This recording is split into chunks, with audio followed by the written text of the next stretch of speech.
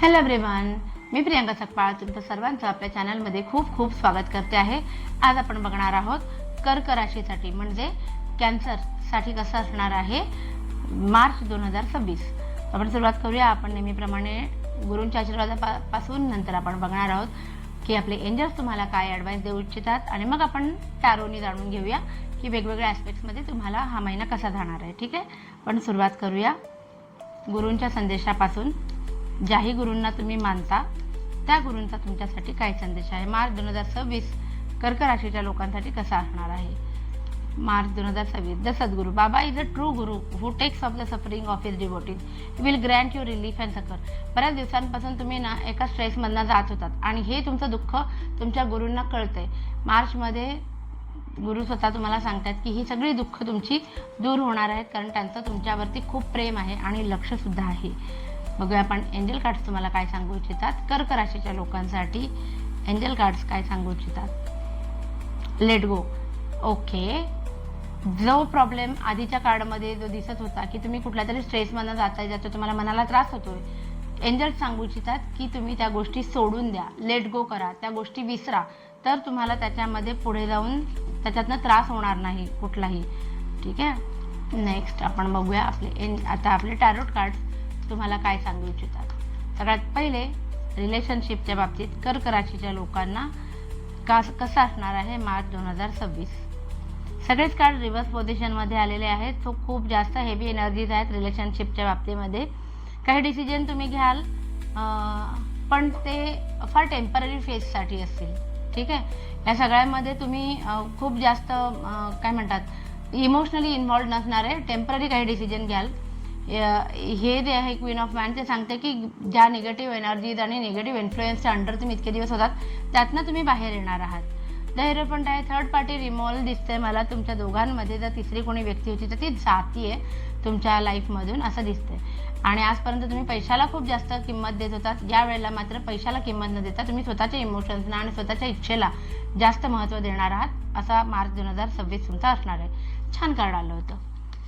बघूया आता आपण तुमचे फायनान्सेस मार्च 2026 मध्ये कसे असणार आहेत। कर्क राशीच्या लोकांसाठी मार्च 2026 मध्ये फायनान्सच्या बाबतीत काय काढेल। पैसे खर्च होणार आहेत एवढे की कदाचित तुम्ही तुमच्या सेव्हिंगला सुद्धा हात घालायला मागे पुढे करणार नाही।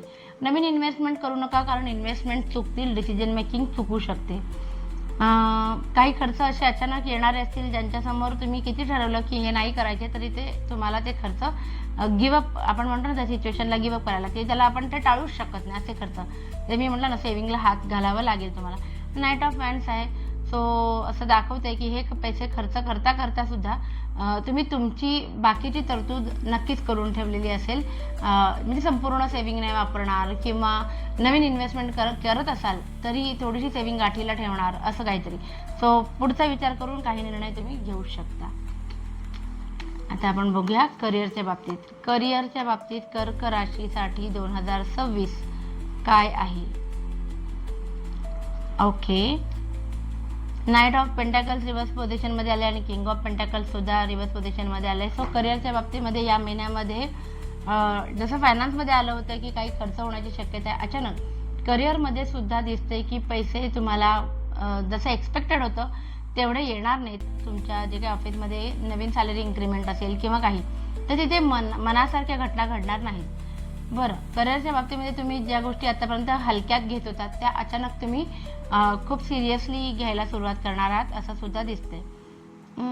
शिवाय काही लोकांच्या बाबतीमध्ये तुम्ही करिअरमध्ये म्हणजे तुमचे कलिग्स असतील किंवा काय असतील, निरोप समारंभ वगैरे होऊ शकतो कोणाचा तरी आणि त्याच्यामध्ये तुमची इमोशनल अटॅचमेंट असेल असं दिसतंय।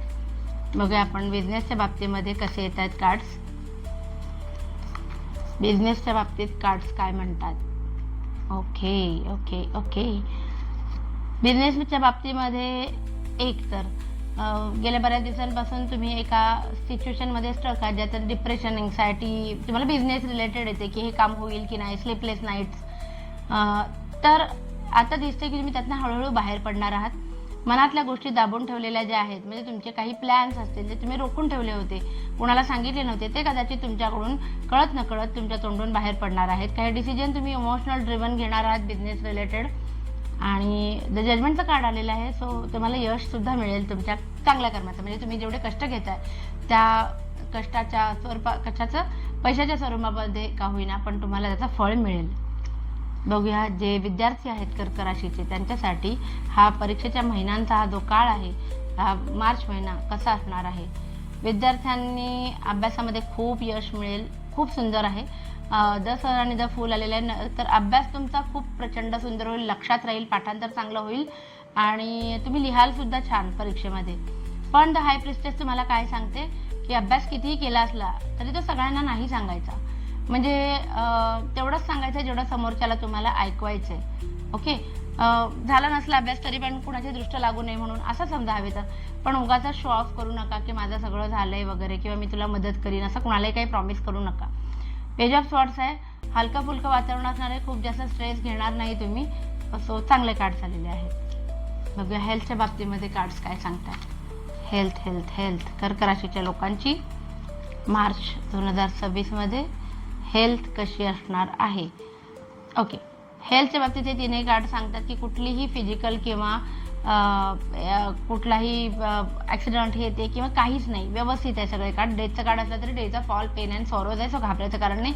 हे कार्ड फक्त मला हेल्थच्या बाबतीमध्ये सांगतं की इमोशनली तुम्ही खूप टफ सिच्युएशनमध्ये मधून जाणार आहात, कारण तुम्हाला प्रत्येकाच्या अरेला कार्य करायचं आहे. त्याच्यासाठी तुमची मानसिक तयारी तुम्ही होताना दिसतंय. खूप जास्त डिफेन्सिव्ह मोडमध्ये दिसतंय, म्हणजे स्वतःची खूप जास्त हेल्थ बाबतीत सुद्धा खूप ओव्हर कॉन्शियस तुम्ही होताना मला दिसतंय, जी चांगलीच गोष्ट आहे. ओव्हरऑल वेगवेगळ्या ॲस्पेक्ट्समध्ये आपल्याला हे असं रीडिंग आलं होतं. पण आता बघूया आपण की एक जनरल रीडिंग काय आहे. कर्क राशीच्या लोकांसाठी जनरल रीडिंग काय आहे. ओके, पैसे येतील, प्रश्नच नाही. आणि ते पैसे घरातल्याच गोष्टींवरती खर्च पण होतील, चांगली गोष्ट आहे. घराच्या संबंधित बांधकामाचं चित्र मगाशी पण आलं होतं, आता पण आलेलं आहे. नाईट ऑफ स्वॉर्ड्स आहे. सो ध्येयाच्या प्रती तुम्ही खूप जास्त पेटलेले असाल. मग ते ध्येय तुमचं कुठलंही गोल असू दे, नाहीतर तुम्ही स्टुडंट असाल, अभ्यासामध्ये तुमचा एखादा गोल असेल ते असेल, पण त्याच्या प्रती तुम्ही इतके पेटलेले असाल की येईल त्या सिच्युएशनला, टफ सिच्युएशनला सुद्धा तुम्ही पुरून उराल.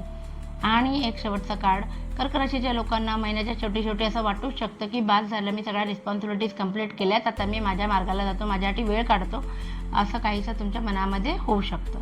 असं होतं आपलं जनरल रीडिंग कर्क राशीसाठी. आवडलं असेल तर प्लीज लाईक, शेअर आणि सबस्क्राईब करा आणि आपली फॅमिली अशीच वाढत राहू दे. Thank you so much, bye.